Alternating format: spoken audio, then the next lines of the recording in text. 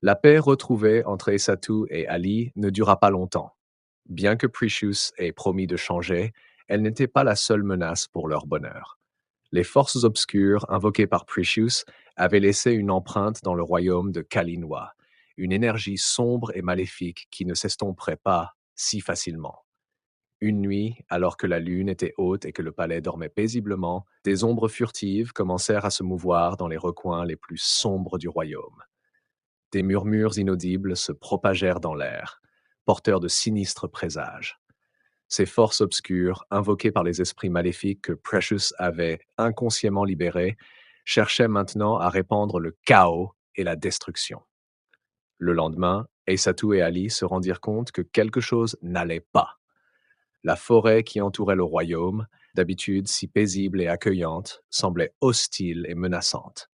Les animaux, autrefois amicaux, étaient nerveux et agités. Les arbres eux-mêmes semblaient ployés sous une ombre invisible.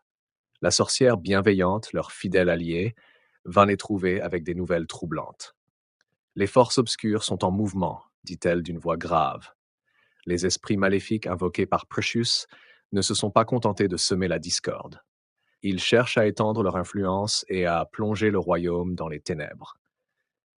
Il nous faut agir rapidement. Ali, déterminé, serra la main d'Essatou. Nous devons protéger notre royaume et notre amour, dit-il avec une résolution inébranlable. Nous ne pouvons pas laisser ces forces obscures triompher. La sorcière leur expliqua qu'ils devaient entreprendre une quête pour trouver 3 artefacts magiques dispersés dans le royaume. Ces artefacts, une fois réunis, pourraient invoquer une puissance ancienne capable de repousser les ténèbres et de restaurer l'équilibre. Mais cette quête ne serait pas facile, car chaque artefact était gardé par des créatures terrifiantes et protégé par des enchantements complexes. Le premier artefact, la pierre de lumière, était caché dans les profondeurs des cavernes de Selunia, un réseau de grottes labyrinthiques habitées par des créatures aveugles et redoutables. Le second, le sceptre de la vérité, reposait dans la tour interdite du mage noir Malakar, un être maléfique qui avait autrefois tenté de s'emparer du trône de Kalinwa. Le troisième, le bouclier des âmes, était gardé par un dragon millénaire au cœur de la montagne de feu.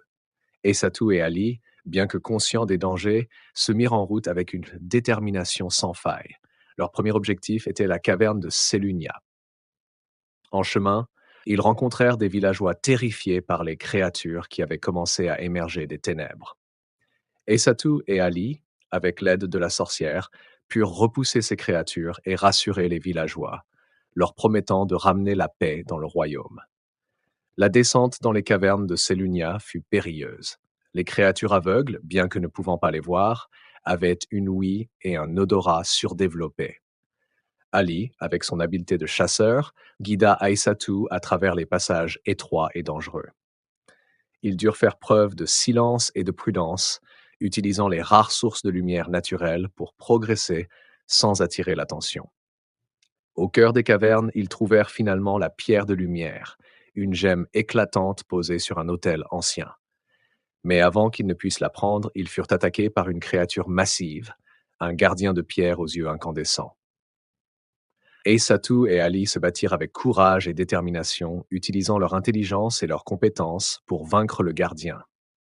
Aissatou, avec sa force prodigieuse, réussit à déstabiliser la créature, permettant à Ali de frapper le coup final. La pierre de lumière en leur possession, ils se dirigèrent ensuite vers la tour interdite de Malakar. La tour était entourée d'une aura maléfique, et des illusions trompeuses rendaient l'approche périlleuse. Avec l'aide de la sorcière, ils purent voir au-delà des illusions et pénétrer dans la tour. À l'intérieur, ils durent affronter des pièges magiques et des serviteurs du mage noir, des créatures d'ombre qui se mouvaient silencieusement dans les couloirs obscurs. Au sommet de la tour, ils trouvèrent Malakar lui-même, un être sinistre au pouvoir immense. Une bataille épique s'engagea, Malakar utilisant sa magie pour tenter de les subjuguer. Aissatou, avec son esprit clairvoyant, put résister aux illusions de Malakar, tandis qu'Ali, avec sa bravoure et son adresse, combattait les créatures d'ombre. Ensemble, ils réussirent à déjouer les plans du mage noir et à récupérer le sceptre de la vérité. Leur dernier défi les conduisit à la montagne de feu où résidait le dragon millénaire. Le chemin jusqu'à la montagne fut semé d'embûches, les forces obscures tentant de les arrêter à chaque tournant. Arrivés au cœur de la montagne, ils firent face au dragon, une créature majestueuse aux écailles rouges comme le feu. Le dragon, bien que redoutable, respecta leur courage et leur détermination. Après une épreuve de bravoure où ils durent prouver leur valeur, le dragon leur remit le bouclier des âmes. Avec les trois artefacts réunis, Aissatou et Ali retournèrent au palais. La sorcière les aida à invoquer l'ancienne puissance, une force de lumière pure qui repoussa les ténèbres et restaura l'équilibre dans le royaume. Les forces obscures furent bannies, et la paix revint à Kalinwa. Aissatou et Ali, ayant surmonté ces épreuves ensemble, sortirent de cette aventure plus unis et déterminés que jamais. Leur amour, testé par les forces obscures, avait triomphé, devenant un symbole de lumière et d'espoir pour tout le royaume. Les habitants de Kalinwa, inspirés par leur courage, commencèrent à voir au-delà des apparences et à célébrer la véritable force de l'amour et de la résilience.